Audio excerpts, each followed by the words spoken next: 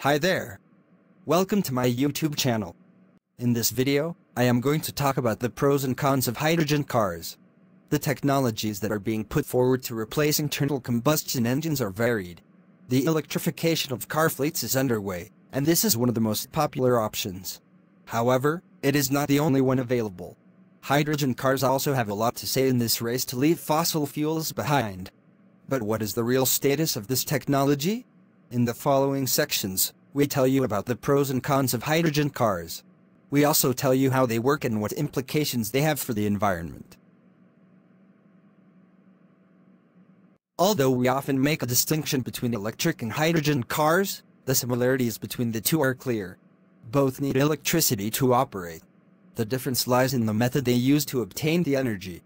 Electric cars recharge their batteries from external sources of electricity. However, the hydrogen car obtains energy by oxidizing hydrogen in a fuel cell. This process produces electricity, as well as water, which is conducted to the batteries. Finally, the engine draws electricity from the batteries. To this process must be added another indispensable element, the hydrogen tank. Yes, this element brings the hydrogen car closer to the internal combustion car, because in both cases it is possible to store the fuel used to generate the necessary energy. With a pertinent review of the operation of the hydrogen car, it is time to review its advantages. Because they run on an electric motor and do not require any internal combustion, these cars are quiet. In this sense, they have the same advantages as any other electric car. Although they are just as quiet, hydrogen cars have a longer range than electric cars. Since it is possible to store hydrogen in a tank, they can offer a range very similar to that of any conventional vehicle.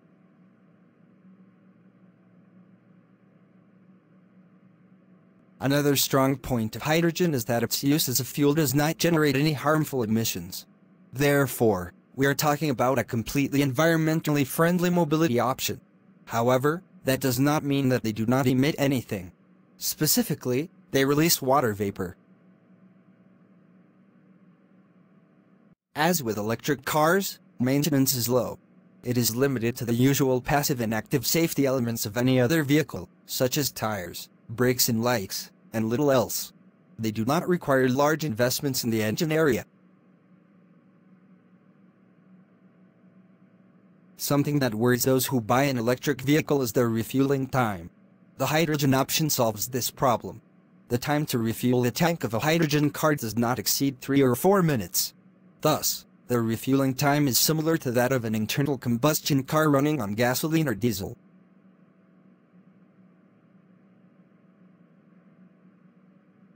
The DGT awards the zero emissions label to cars that opt for environmentally friendly technology. This is the case of hydrogen which, as we have already mentioned, does not emit any toxic substances into the atmosphere. Among the advantages of the zero label in some countries are free parking in central areas of the main cities, the elimination of tolls, and other tax discounts. Unfortunately, all that glitters is not gold. Hydrogen-powered cars also have some clear disadvantages. This is the main problem with hydrogen cars. They are still expensive because there is no competition, and that keeps them out of most pockets. In time, cheaper models may appear, but for the moment, buying a car with these characteristics is a large investment for the consumer. Another setback is that the supply of hydrogen in specialized establishments, such as gas stations, is still a minority. To give you an idea, in 2020 there were only 6 distribution points available in Spain. And in developed countries such as Germany, their goal is to reach 500 distribution points during this decade.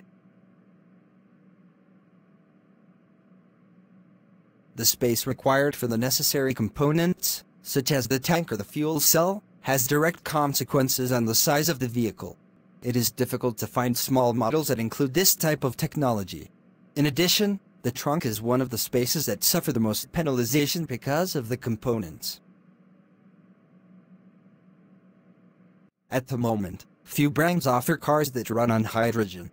So when it comes to buying a model, the consumer is faced with a great shortage of proposals. If you want to start looking at some of the models currently available, here are some examples: Hyundai Nexo, Toyota Mirai, Honda Clarity Fuel Cell, BMW Hydrogen Next, Hope Machina. Finally, another problem with hydrogen vehicles is that their useful life is shorter than that of combustion cars. For safety regulations, the useful life of a hydrogen tank is 15 years. The fuel cell, on the other hand, loses power with the passing of kilometers. A hydrogen car with 225,000 kilometers can lose up to 15% of its power. Here ends our video on hydrogen cars. We hope you find it very useful. If you have any suggestion, kindly share with us in the comments section. Also, do not forget to like, share and subscribe to our channel. Please click on the notification bell in front of the subscribe button to turn on notification for this channel, so as to notify you when I post new video. Thank you for watching.